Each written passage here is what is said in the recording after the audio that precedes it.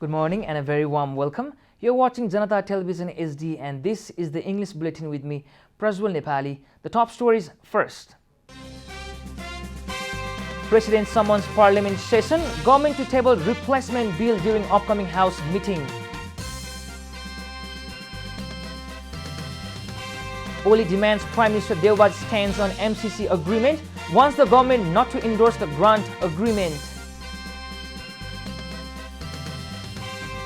Bhim Rawal urges leaders and activists to speak out against MCC, accuses the government of being silent on Indian helicopters flying over Darfur. US Navy declares 5 sailors dead after helicopter crash in Pacific. The announcement comes after more than 72 hours of rescue efforts. And Djokovic fights back to Nishikori in US Open. The 20 times Grand Slam champion will face Jenson Brooksby.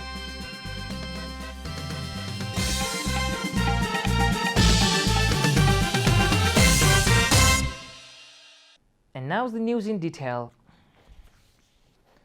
President Bidyadevi Bhandari has summoned the meetings of both the House of Federal Parliament on 8th of September 2021. The President summoned the meetings of the Federal Parliament upon the recommendation of the Council of the Ministers. According to the Office of President, the Federal Parliament meetings of the House of Representatives and National Assembly have been scheduled for 4 o'clock this Wednesday at the Parliament Building, New Baneswar. The government is preparing to present the ordinance related to the division of political parties during the upcoming session of the Parliament. The government will also present a replacement bill in place of the ordinance budget introduced by the former Prime Minister Oli-led government. The government decided to summon the House meetings after Prime Minister Sherbahadur Deuba held a meeting with Speaker Agni Sapkota on Saturday. Prime Minister Deuba had also discussed the issue with other leaders of the coalition government, including Pushpakamal Dahal and Madhav Kumar Nepal. Former Prime Minister KP Sharma Oli, the chairman of the main opposition CPN-UML, has demanded the Prime Minister Sherbahadur Deuba and CPN Maoist chairman Pushpakamal Dahal clarify the government's stance on the MCC grant agreement. Oli, who is also a former Prime Minister, claimed that it was the Nepali Congress and CPN Maoist that had signed the MCC agreement, which is unacceptable to them. Speaking at a quarter meeting organized by CPN-UML Kathmandu Metropolitan Committee in Kathmandu on Saturday, Oli warned the government not to try to pass the MCC. Chairman Oli also accused the government of being anti-development by cancelling road contracts led by his administration. Chairman Oli reiterated that the UML has no other option except leading the country forward in a prosperous path. He also claimed that the government dismissal of the Land Problem Resolution Commission reflected poorly on it. Vice Chairman of the CPN-UML Bhim Rawal has said that a conspiracy is being hatched to approve the MCC grant agreement at a time of political instability in the country. A report.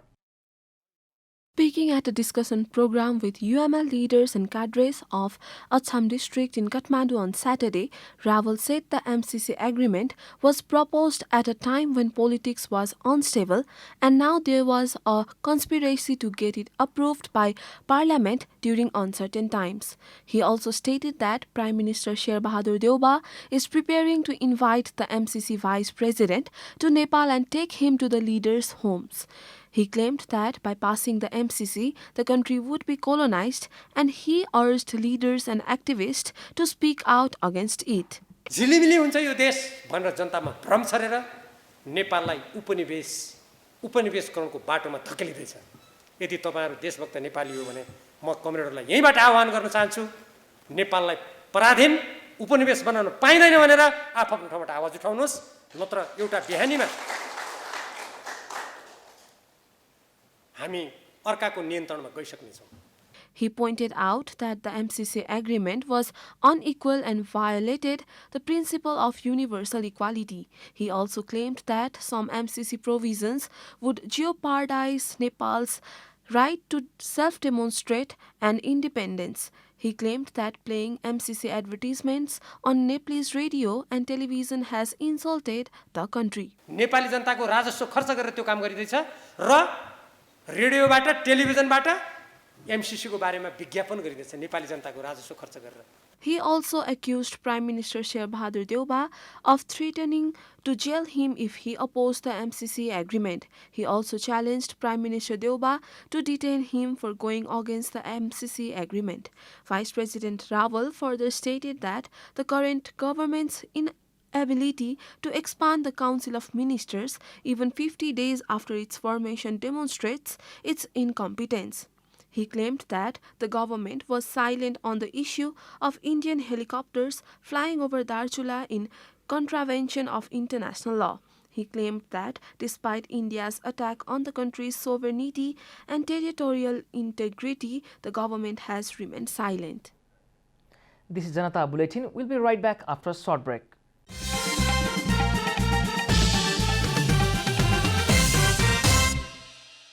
Welcome back. We continue with other national news. The COVID-19 infection rate has been decreasing in the country in recent days.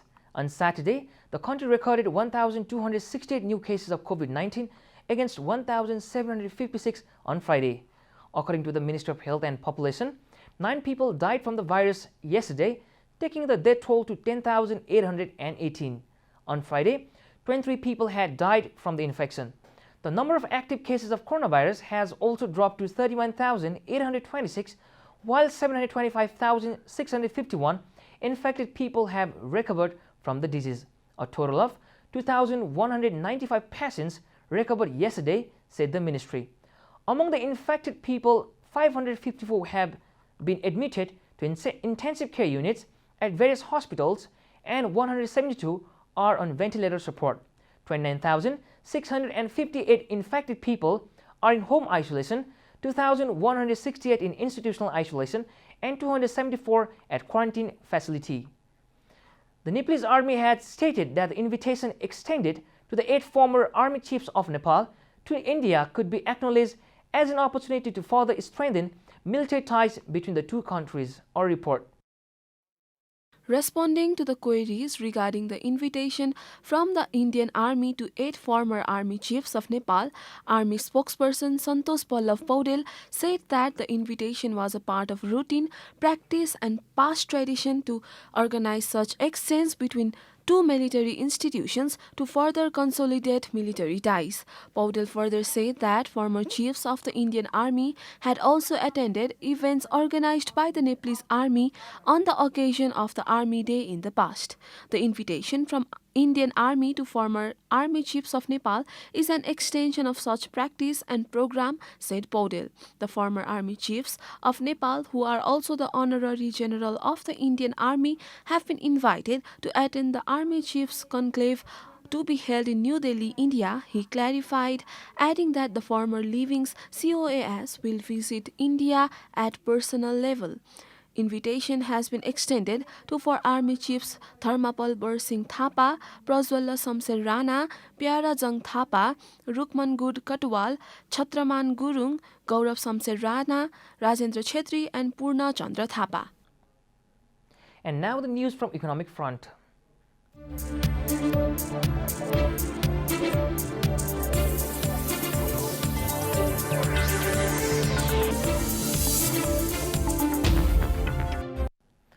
Hoteliers of Nagarkot, a popular tourist destination in the outskirts of Kathmandu, have become upbeat after receiving vaccine against coronavirus. As many as 600 hotel entrepreneurs, employees and locals have so far received vaccines against coronavirus infection in Nagarkot. Hotel entrepreneurs say they feel secured after receiving the second doses of vaccine. The vaccination drive became effective in Nagarkot due to the coordination of District Health Office, Kabre and Nagarkot Naldam Tourism Development Committee. The committee's Secretary Pradeep Jang Adhikari said they are hopeful of gradual recovery of pandemic-battered tourism enterprises.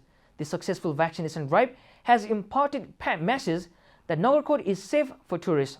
Gokul Lamuchane, operator of Maryland Hotel, said inflow of the domestic tourists is increasing lately at hotels that have been operational adopting health safety protocol.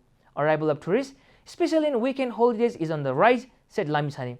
He said they are hopeful of welcoming more tourists with a decline in the infection rate of the coronavirus. Time for a short break here at Janata Bulletin. Stay tuned for international news.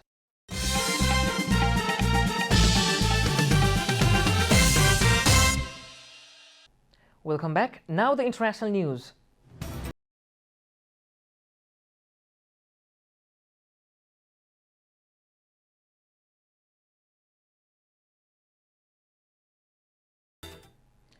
The United States Navy's Pacific Fleet has declared dead 5 crew members who went missing after their military helicopter crashed into the sea off the coast of San Diego, California earlier this week.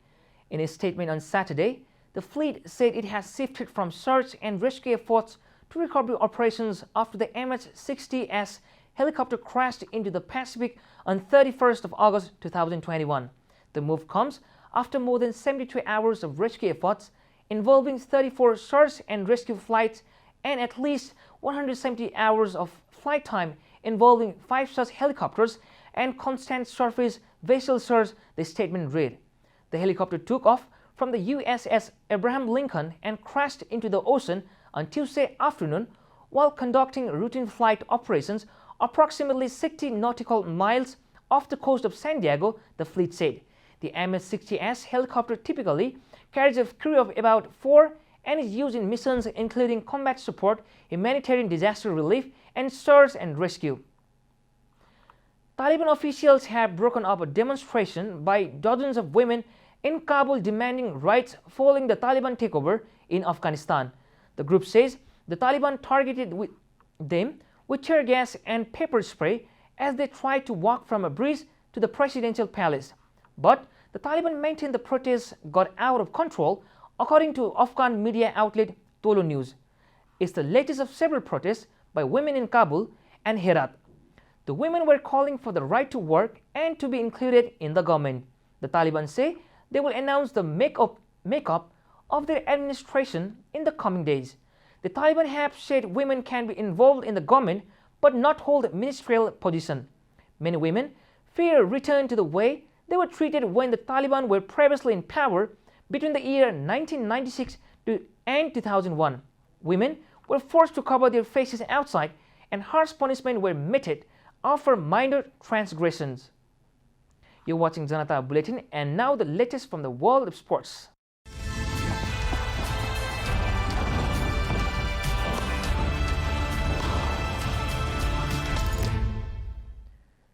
Novak Djokovic had to come from behind to beat Kei Nishikori and keep his bid for calendar Grand Slam alive as he advanced to the US Open 4th round.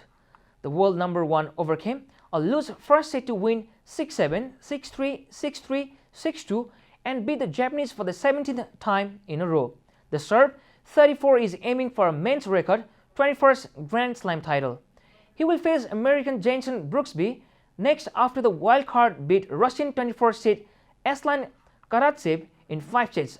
Brooksby, the world number 99, came from behind to win 6-2, 3-6, 2-6, 6-3, 6-3 and become the youngest man from the USA to reach the US Open 4th round since Andy Roddick in 2002.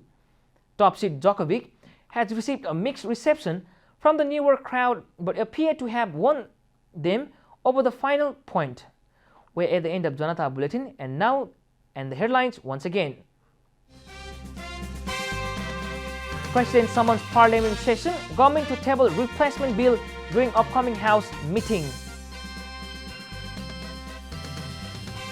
Oli demands Prime Minister Deva's stance on MCC agreement, wants the government not to endorse the grant agreement. Bhim Rao urges leaders and activists to speak out against MCC, accuses the government of being silent on Indian helicopters flying over Darchula. US Navy declares 5 sailors dead after helicopter crash in Pacific. The announcement comes after more than 72 hours of rescue efforts. And Djokovic fights back to beat Nishikori in US Open.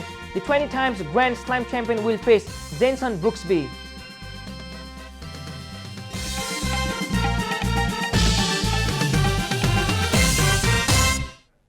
And And that's all from the English News Desk for today. You can follow Janata Television and our programs on various social media platforms, including on our website at janatasamachar.com.